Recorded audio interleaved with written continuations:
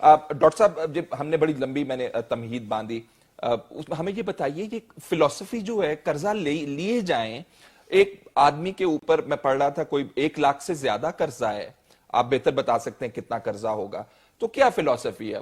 ہم لیتے جائیں، اتنا قرضہ لے لیں کہ واپس دینے کی استطاعت بھی نہ رہے ہمارے اندر؟ دیکھیے آپ نے اچھا شروع کیا کہ ہم جب کہتے ہیں کہ 18 کھرب ہو گیا ہے، 20 کھرب ہو گیا ہے، وہ عام آدمی کی سمجھ میں نہیں آتا کہ اس کا مطلب کیا ہے۔ ٹھیک، مشرف صاحب جب گئے تھے 2008 میں، تو اس وقت فی کس کا مطلب یہ ہے کہ ہر پاکستانی بچہ، بوڑھا، مرد اور عورت کے اوپر 40,000 روپے کا قرضہ تھا۔ 5 سال زرداری صاحب کی پیپلز پارٹی کی گورنمنٹ گزری تو وہ 40 سے 80,000 روپیہ زرداری صاحب چھوڑ کے گئے تھے۔ 5 سال میں وہ ڈبل ہو گیا۔ آپ اندازہ کیجئے کہ پہلے 60 سالوں میں جو ہم نے قرضہ اکٹھا کیا تھا وہ 5 سالوں میں پیپلز پارٹی کی حکومت نے ڈبل کر دیا۔ تو زرداری صاحب جب پیپلز پارٹی کی حکومت ختم ہوتی ہے تو فی کس قرضہ 80,000 روپے پہ پہنچ چکا تھا۔ اب 3 سال گزرے ہیں پی ایم ایل این حکومت کے، تو 80,000 سے ہم تقریباً 1,16,000 یا 1,17,000 روپیہ فی کس، یعنی کہ ہر پاکستانی بچہ، بوڑھا، مرد، عورت جیسے ہی آپ پیدا ہوتے ہیں آپ کے اوپر 1 لاکھ اور تقریباً 16,000، جس کا مطلب یہ ہوا کہ جتنا زرداری صاحب نے اس ملک کے ہر بچے، بوڑھے، عورت کے اوپر قرض ڈالا تھا اتنا میاں صاحب ڈال چکے ہیں ابھی تک، جتنی حکومت کی ہے لگ بھگ اتنا ڈال دیا۔ اب قرضہ اٹ سیلف کوئی بری چیز نہیں ہے، ٹھیک ہے، دیکھیں نا، اگر آپ قرضہ لے رہے ہیں اور آپ اس پہ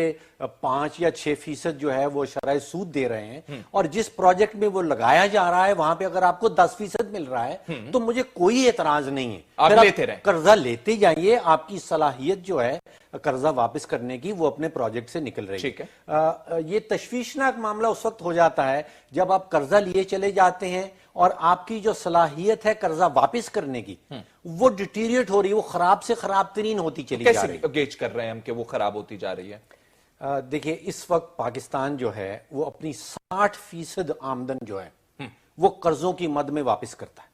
اگر 100 روپیہ کمایا، اب آپ سوچئے کہ اگر آپ کی آمدن 1 لاکھ روپیہ مہینے کی ہے اور اس میں سے آپ نے 60,000 روپیہ اٹھا کے اپنے پرانے قرضہ جات واپس کرنے ہیں، تو پھر آپ بچوں کے سکول کی فیس کہاں سے آئے گی، آپ کی گاڑی میں پیٹرول کہاں سے ڈلے گا؟ آپ کے پاس 40,000 باقی بچا۔ ہم اب 60% تک پہنچ گئے ہیں۔ پورا پاکستان جتنا ٹیکس اکٹھا کرتا ہے 20 کروڑ عوام کے اوپر بوجھ ڈال کے، اس کا 60% جو ہے وہ ہم اپنے شرح کی سود میں قرضوں کی مد میں واپس کر دیتے ہیں۔ تو یہ بڑی ڈینجرس پوزیشن آ رہی ہے۔ اس میں اگر ہم ماڈل دیکھنا چاہتے ہیں تو ایک ملک سری لنکا ہے جو ہمارے ہی پروسیس کے تھرو گزرا ہے۔ چائنا نے بے تحاشا انویسٹمنٹ کی تھی سری لنکا کے اندر، اب یہ حال ہو گیا ہے کہ وہ تقریباً 90% پہ پہنچ گیا ہے۔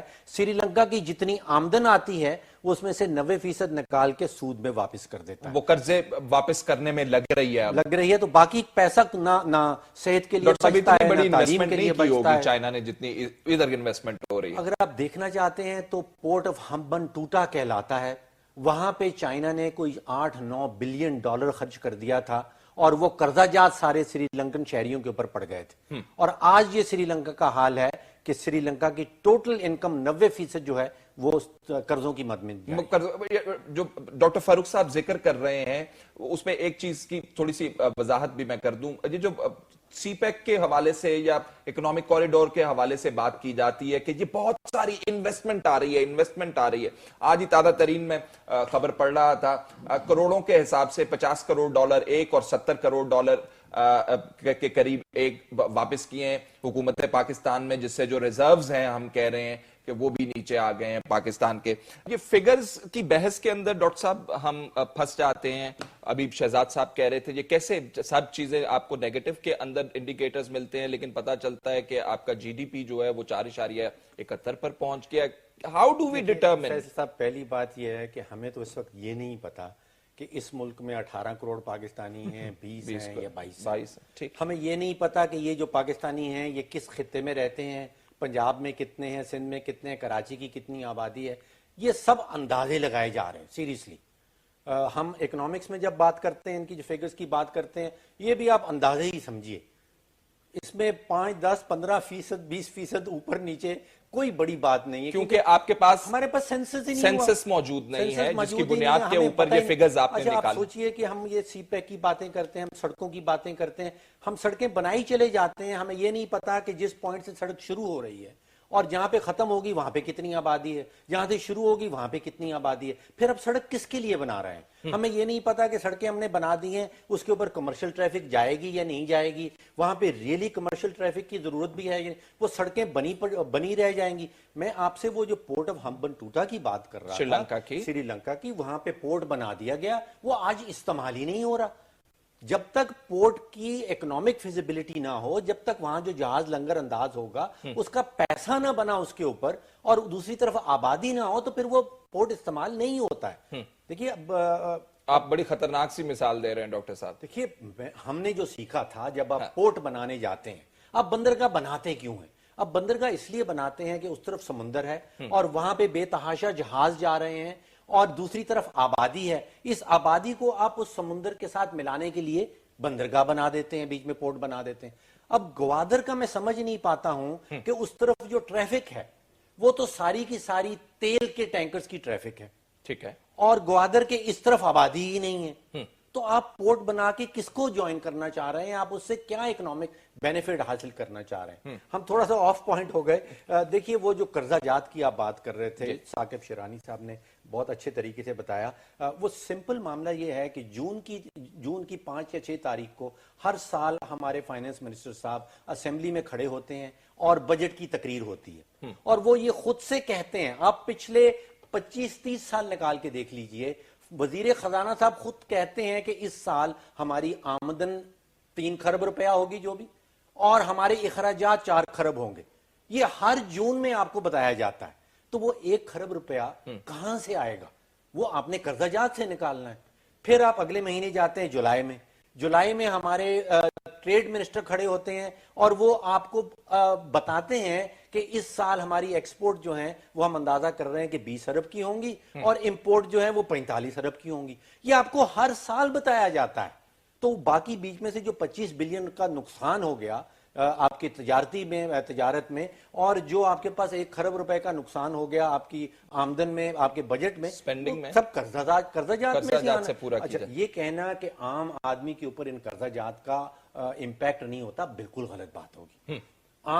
دیکھیے یہ قرضہ جات ہم نے واپس کرنے ہیں ٹیکسز میں سے، اور فارمل اکانومی یا انفارمل اکانومی، آپ کسی بھی اکانومی کے حصہ دار ہوں، آپ کو ٹیکس آپ کے اوپر لگتا ہی لگتا ہے، کیونکہ ہمارے 70% ٹیکسز جو ہیں وہ انڈائریکٹ ٹیکسز ہیں، وہ کنزمپشن کے اوپر ہے۔ کچھ 70 مختلف قسم کے ود ہولڈنگ ٹیکسز ہیں جس کا ہمیں نہیں پتا۔ ابھی میں ایک کلپ دیکھ رہا تھا، ڈاکٹر اکرام الحق صاحب اس کے اندر بات کر رہے تھے، وہ کہہ رہے تھے کہ جی 70 قسم کے ایسے ود ہولڈنگ ٹیکس ہیں جس کا ہمیں نہیں پتا ہوتا۔ جی ایس ٹی کا آپ ذکر کر رہے ہیں، یہ ملٹیپل ٹیکسیشن سے کیا ہمیں بلیڈ کیا جا رہا ہے؟ چھوٹی سی بات ڈاکٹر صاحب اسے دیکھیں، انہوں نے میرا خیال ہے کہ غلط سمجھا مجھے۔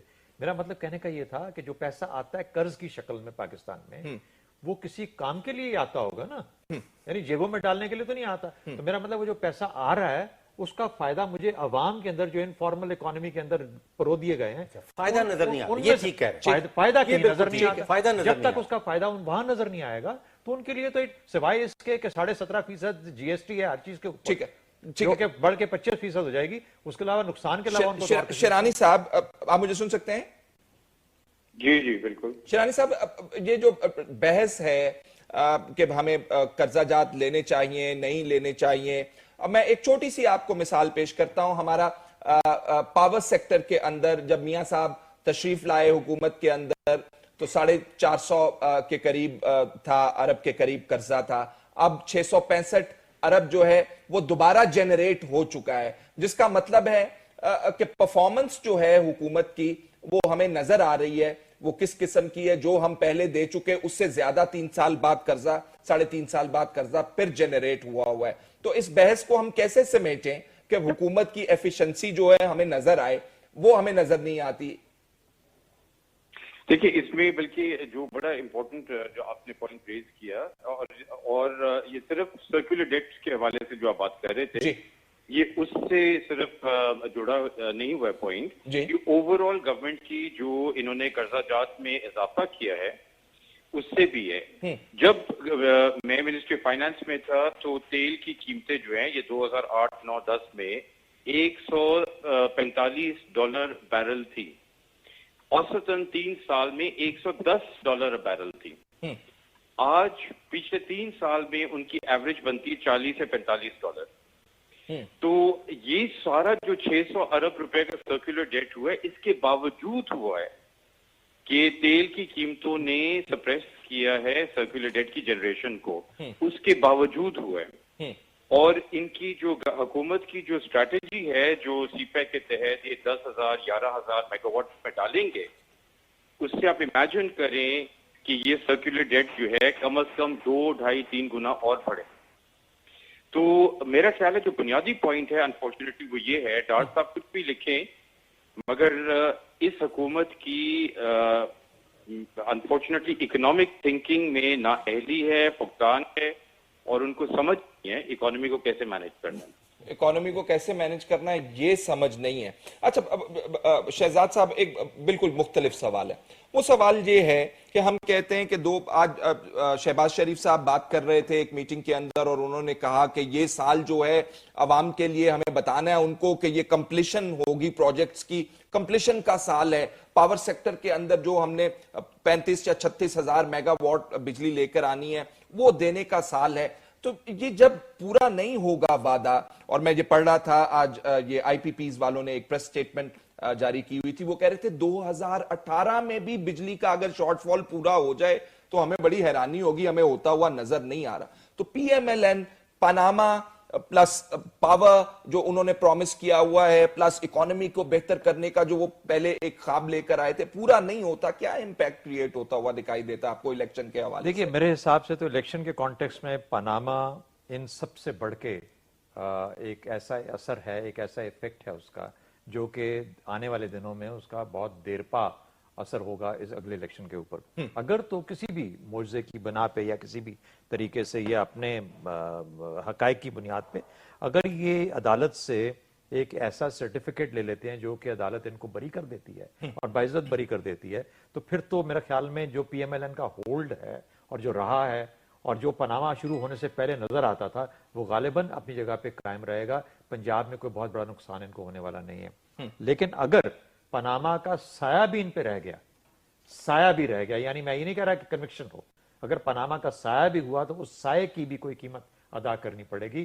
لیکن سائے کے ساتھ اگر بریت ہو جائے, آپ کا کہنا سائے کے ساتھ بریت ہو جائے تو اس کی بھی قیمت ادا کرنی پڑے گی. لیکن اس سے بڑا پھر سوال دوسری پارٹیز پہ ہوگا کہ جب سپیس کریٹ ہوتی ہے اس سپیس کو استعمال کرنے کی اہلیت بھی ہونی چاہیے. ٹھیک, جب سپیس کو استعمال کرنے والی اہلیت کی پارٹیز نہ ہوں یا ان کے وہ جو بیسک جسے کہتے ہیں نا کہ قلعے نہ ہوں اس کو استعمال, آپ کو دے دیتا ہوں کہ اگر آپ کے پاس آپ کا وہ کور نہیں ہے اس کو امپلوائے کرنے کے لیے اور اس کو فائدہ حاصل کرنے کے لیے, تو آپ ظاہر ہے کہ اس کو فائدہ حاصل نہیں کر سکتے, اس سپیس کو اپنے استعمال میں نہیں لا سکتے.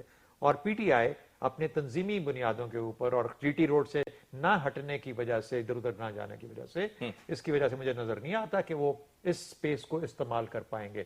تو میرا خیال ہے کہ بہت زیادہ دھیان اس وقت صرف سپریم کورٹ اور مقدمہ اور اس کی جزیات پہ ہے, لیکن اس سے جو سپیس کریٹ ہو رہی ہے اس کو استعمال کرنے کا ابھی تک کوئی پیپلز پارٹی سوچ رہی ہے, لیکن وہ اتنا کچھ لوز کر چکی ہے کہ اس سے فائدہ حاصل. آپ کے جواب سے میرے ذہن میں ایک اور سوال ابھر رہا ہے, وہ یہ کہ شہزاد صاحب جو میٹیریل ڈیفرنس لے کے آئے گا لوگوں کی زندگی کے اندر وہ تو یہ پاور سیکٹر لے کے آئے گا اگر انہیں بجلی مہیا کی جائے, یا جابز اگر حکومت کریٹ کر رہی ہو, یا اور مواقع ان کے لیے فراہم کر رہی ہو. جابز کا جہاں تک تعلق ہے انفارچونیٹلی بدقسمتی ہے. تو یہ پرسپشن ورسز دیکھیے دو چیزیں نا جی, ایک یہ ہے کہ آپ نے سوشل موبلٹی کریٹ کرنی ہے ایٹ دی لوئسٹ اسٹریٹا, کتنا اوپر, کتنی امید کتنی ہے کہ ایک سوشل موبلٹی ایگزسٹ کرتی ہے, ایک اپرچونٹی ایگزسٹ کرتی ہے, وہ تو ہمارے ہاں ناپید ہے. جو آدمی جس حال میں ہے اس حال میں اس کو مست کر دیا گیا, وہ مست ہے اس کے اندر بدقسمتی سے, یعنی وہ امید ہی چھوڑ بیٹھا ہے کہ میں اپنا لیول جو اپنی میری سوسائٹی کے اندر جہاں جس میں جگہ پہ ہوں اس سے ایک لیول اوپر جا سکتا ہوں. تو اس لیے وہ اثر مجھے زیادہ ہوتا ہوا نظر نہیں آتا. ہمارا معاشرہ بدقسمتی سے ایک طرح سے جو بھی جس حال میں بھی ہے اس کو قبول کر چکا ہوا. اچھا, دوسرا جہاں تک آگے آپ کا جابز وغیرہ کا یا باقی چیزوں کا یا بجلی کا, بجلی نہ ہونے کے باوجود, ابھی تو بجلی کے حالات بہتر ہیں, بجلی نہ ہونے کے باوجود آپ کے جتنے ضمنی الیکشنز تھے پنجاب کے اندر, یہ برادری کا جو معاملہ ہے نا, یہ ہر قسم کی بجلی اور لوڈ شیڈنگ کو اوور کم کر جاتا. لیکن ابھی جب گرمی لگے گی تو پھر بجلی کا پتہ چلے گا کہ کیا حال ہوتا ہے. ناظرین, کچھ اور سوالات. الیکشن ہی میرا حال وہ آٹم میں کرائیں گے بجائے اس کے. اچھا, یہ خبر ہوگی پھر ہمارے لیے.